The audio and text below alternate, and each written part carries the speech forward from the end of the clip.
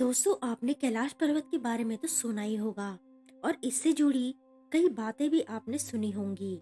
ये तो आप सभी जानते हैं कि धरती पर कोई सबसे ज्यादा रहस्यमयी और अद्भुत पर्वत है तो वो है कैलाश पर्वत, जिसको लेकर बहुत समय से वैज्ञानिक और धार्मिक लोगों के बीच मतभेद है। वैज्ञानिकों का कहना है कि इस पर्वत के अंदर और इसके ऊपर कुछ तो है जो पर्वत की चोटी पर चढ़ने से रोकता है। हालांकि वैज्ञानिकों ने इस पर चढ़ने की काफी कोशिश भी की, पर उनका कहना है कि जैसे ही ऊपर चढ़ते वक्त अचानक तेज आंधी चलने लगती है, रास्ते खो जाते हैं, पूरा शरीर काम करना बंद कर देता है और अजीब सा डर लगने लगता है। तमाम कोशिश करने के बाद भी वैज्ञानिक इस चोटी पर तो दूर, इस पर्वत पर आधा भी नहीं चढ़ पाए। परंतु आप इस इतिहास के थोड़ा पीछे जाएंगे तो आपको एक ऐसा इंसान के बारे में पता चलेगा जिसने इतिहास में पहली बार इस पर्वत को छुआ भी और इस पर चढ़ने में कामयाबी हुआ।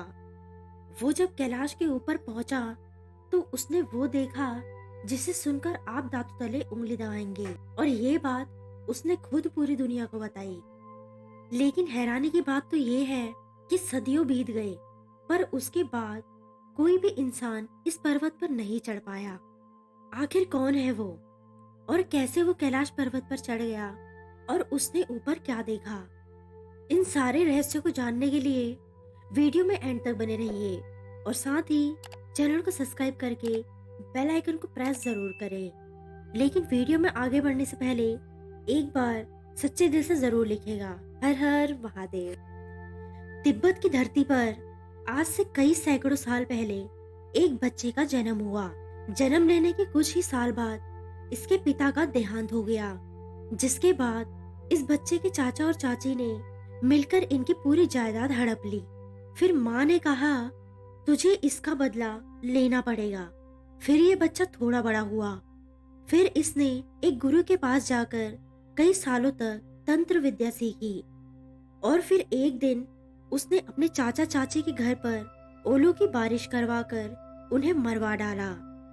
और वो जब अपने घर लौटा तो उसकी माँ और उसकी बहन किसी गंभीर बीमारी के चलते पहले ही मर चुके थे।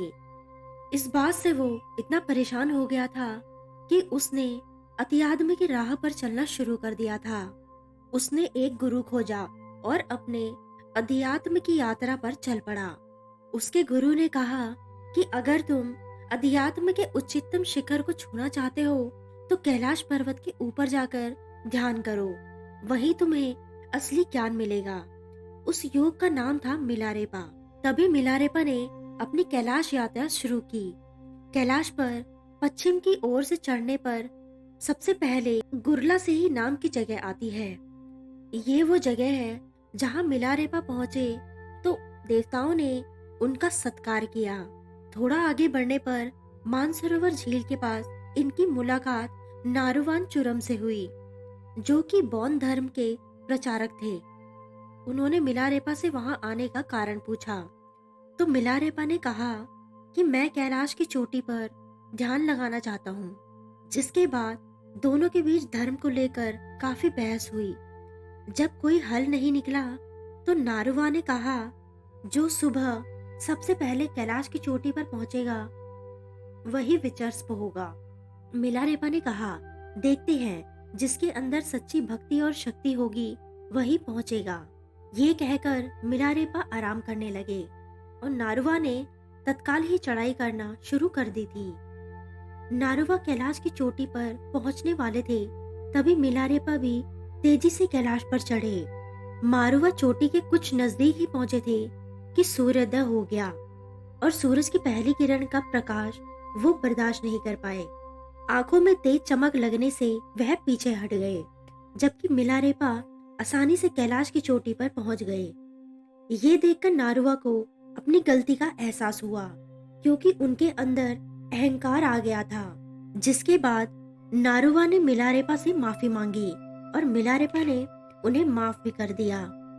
और इस तरह मिलारेपा इतिहास के वो पहले एक लौते मनुष्य हैं जिन्होंने कैलाश पर्वत की चढ़ाई पूरी की और फिर सालों तक वहां साधना भी की और वो इस तरह इतिहास के पहले मनुष्य थे जो कैलाश पर्वत पर पहुंचे भी और दिव्य ज्योति को अपने अंदर भी समाहित किया। उसके बाद से आज तक कोई भी इंसान कैलाश पर्वत पर नहीं चढ़ पाया। दोस्तों, आज की इस वीडियो में बस इतना ही। अगर वीडियो पसंद आया हो तो वीडियो को लाइक, कमेंट और चैनल को सब्सक्राइब करना मत भूलिएगा।